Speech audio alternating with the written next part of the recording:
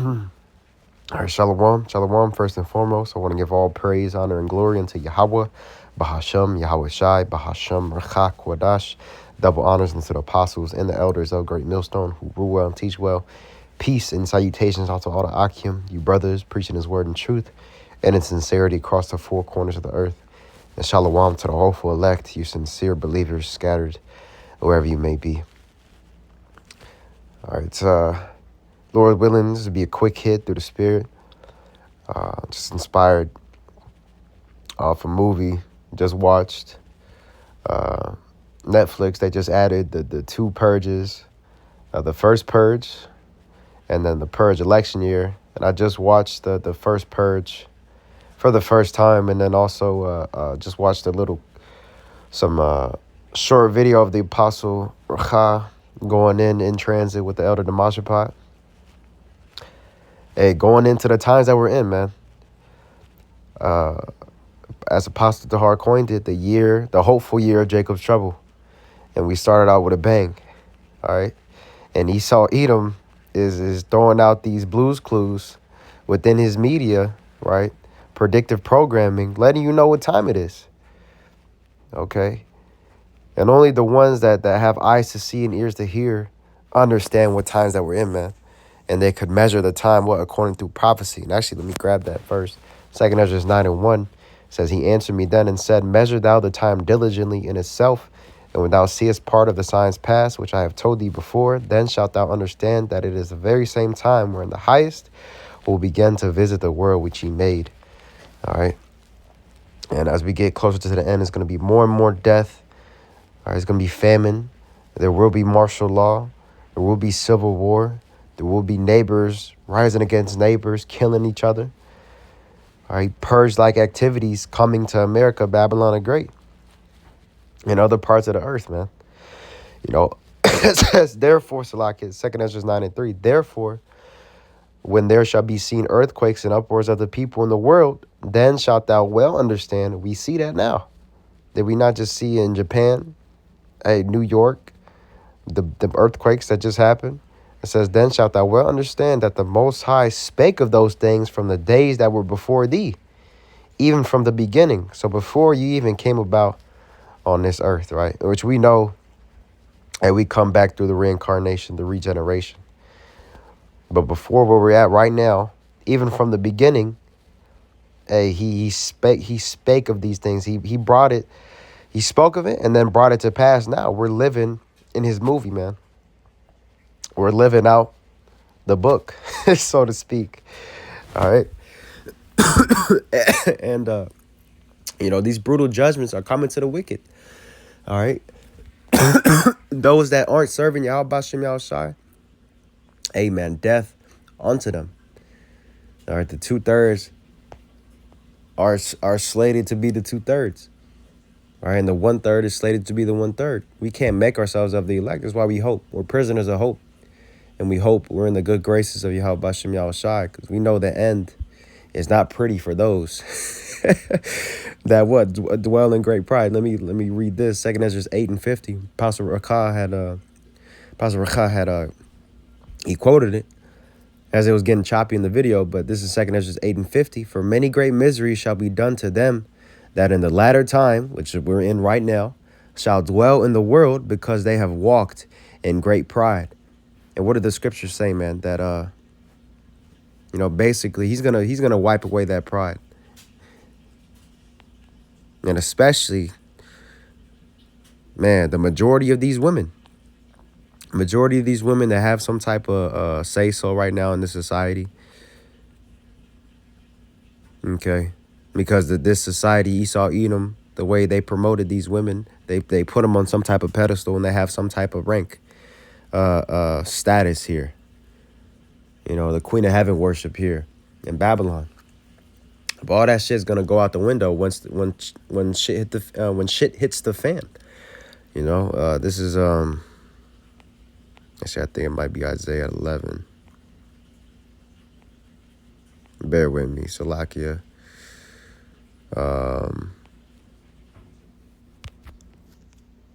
Isaiah 9. Let me just try to look it up.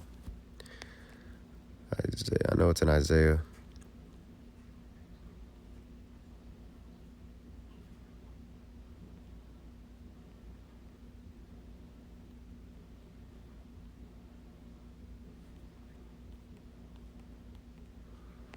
Might not be. Salakia.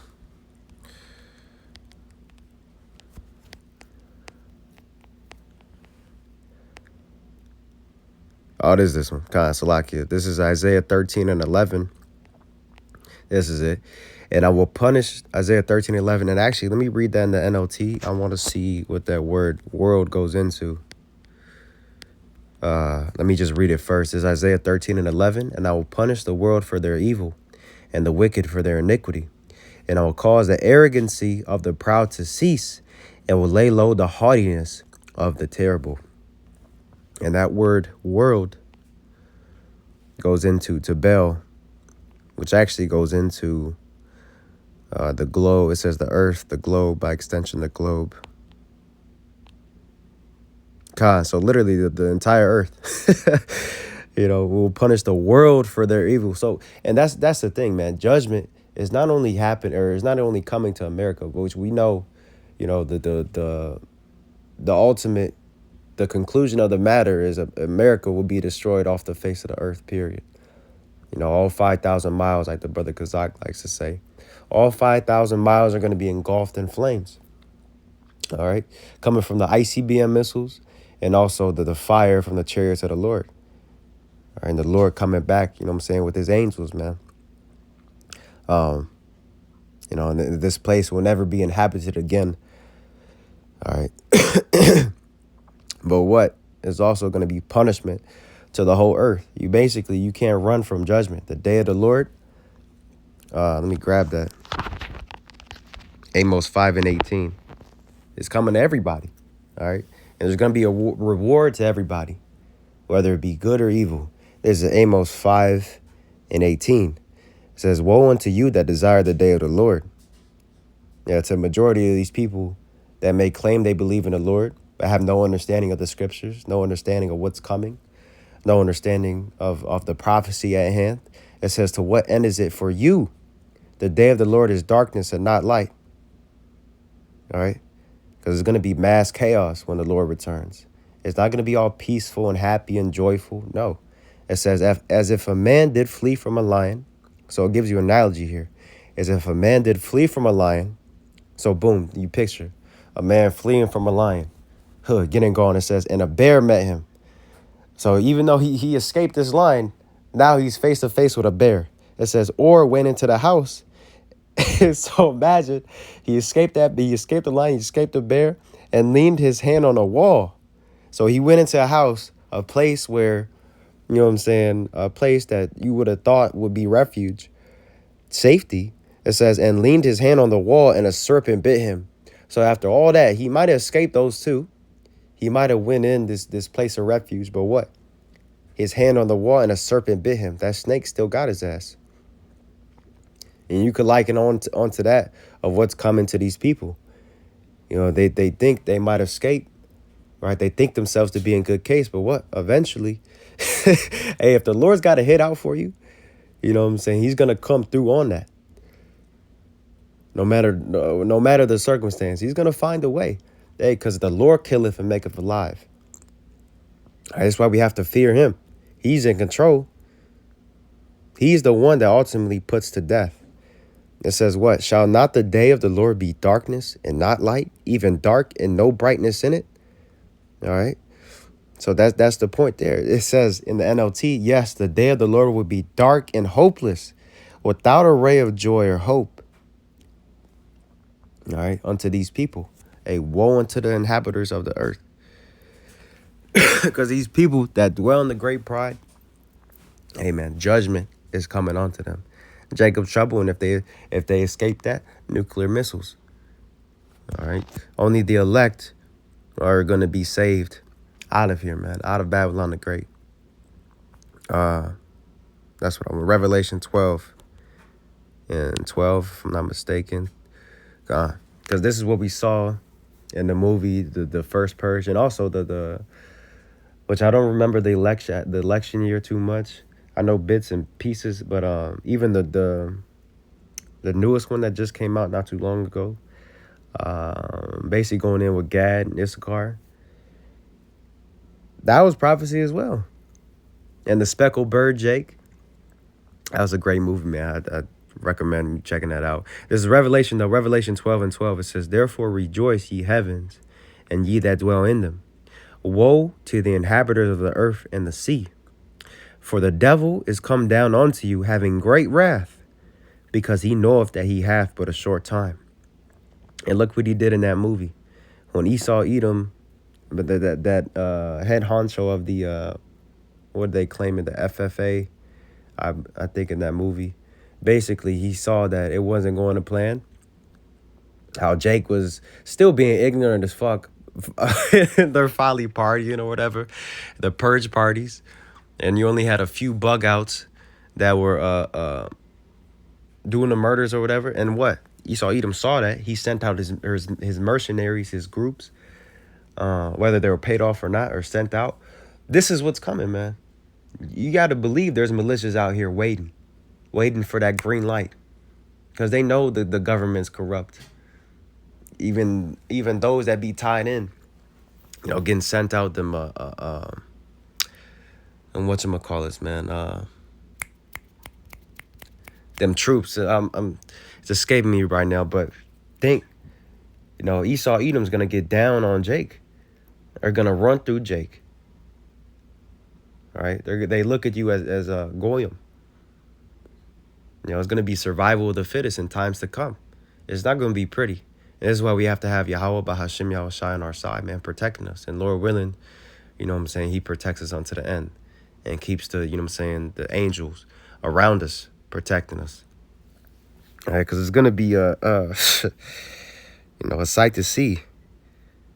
Man, you think we can't?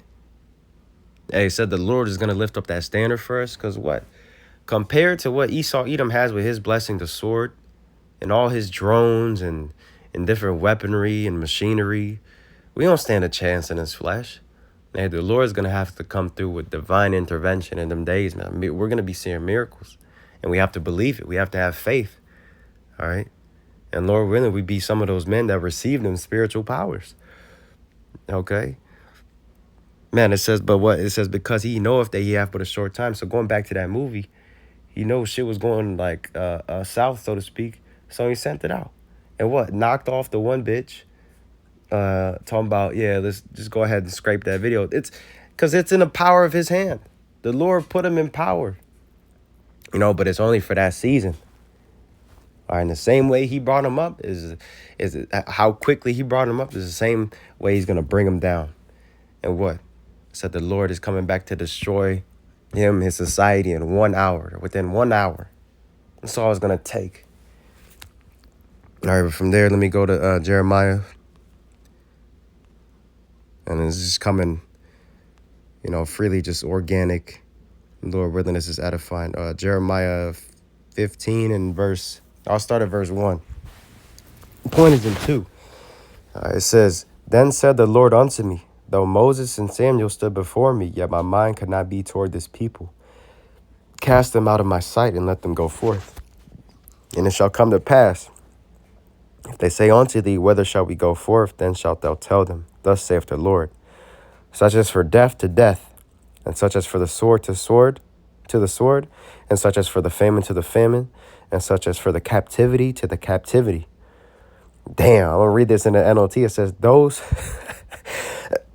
Salakia, Jeremiah 15 and 2 in the NLT. "And if they say to you, but where can we go? Tell them, this is what the Lord says. Those who are destined for death to death. Those who are destined for war to war. Those who are destined for famine to famine. Those who are destined for captivity to captivity." All right, so these judgments are already written out for the wicked, man. Those who are going to be put to death, however the Lord wants to do it. It's 1,000 ways to die, then some. Those who are destined for the sword to sword, all right, that destruction. It says in the NLT, it says for war. And I guess you could apply that to, the draft. The draft, man. And to think, they're going to, what it say, the bridegroom's mourning, or the widows, essentially, because their husbands went out to the war and they got killed off. It says, those who are destined for famine to famine, because famine is coming as well. Not only for actual food back, the word. All right, that's more important. Because what? That's going to be the stability of our times to come. We're going to know why these things are happening and who's behind the acts that are playing forth before our eyes. It says those who are destined for captivity, because the concentration camps are coming as well. All right. And when these people think it's peace and safety, that Esau Edom's got the good out for them, then sudden destruction shall come. Because they're making flesh to arm. They're putting their trust in Egypt. They're not putting their trust in Yahweh Bashem Yahushai. You saw that with the precursor with the juice. Taking that wax candle, right? Taking that hokey pokey, doing the hokey pokey, rolling up that sleeve. Okay. So you think it's gonna happen when they present that microsia. They don't have no faith. They're going to take that and they're going to believe in Esau Edom's so-called NWO. When the Lord is going to destroy that enterprise as well. I'm going to grab one more. So I just forgot because, let me just grab one more. I'm going to actually get Isaiah 19 and start at 2. Just stay on topic. Isaiah 19 and 2. And I will set the Egyptians against the Egyptians. So modern day Egyptian would be the modern day Babylonian, man. Esau Edom against Esau Edom. A house divided itself cannot stand. And we see that as well. The division here in America. And Lord knows what's in store for this year concerning that election. Or if we're even going to get to that point. Man. This is why I rejoice, Akim. Lift your heads up. You know what I'm saying? When you see the signs of these times to coming past. We're in some miraculous, marvelous times. What a time to be alive. What a time to be alive. You are yours versus me and mine. And think, man, we being on the side of Yahweh Bashem Yahushai, if the Most High be for us, who could be against us? All right. And keep that in mind, as you go on through your walk, man, through the valley of the shadow of death. You gotta have belief in the Lord. Speaking first and foremost to myself, but continuing on, Isaiah 19 and 2. And I will set the Egyptians against the Egyptians, and they shall fight every one against his brother, and every one against his neighbor, city against city, and kingdom against kingdom. So, this shall come to pass, man. And though it tarry, wait for it. It will surely come. It will not tarry. The civil war, these riots, these race wars, it's coming down the pipe. And it's coming fast. All right, people are, I said, the love of many shall wax worse and worse. Loosely paraphrasing. All it takes is, what I'm saying, that one hiccup, and all shit could break loose. We just have to be mindful. Watch as well as pray. So with that, Lord willing, this was edifying and exhorting. I want to give all praise, honor, and glory unto Yahweh, Bahasham, Yahushai, Bahasham, Rechak, Wadash. Double honors again to the apostles and the elders, a great millstone. Shalom. All right, keep pushing, keep enduring, Akim. Hey, pray for strength and endurance unto the end. All right. And with that, Shalom.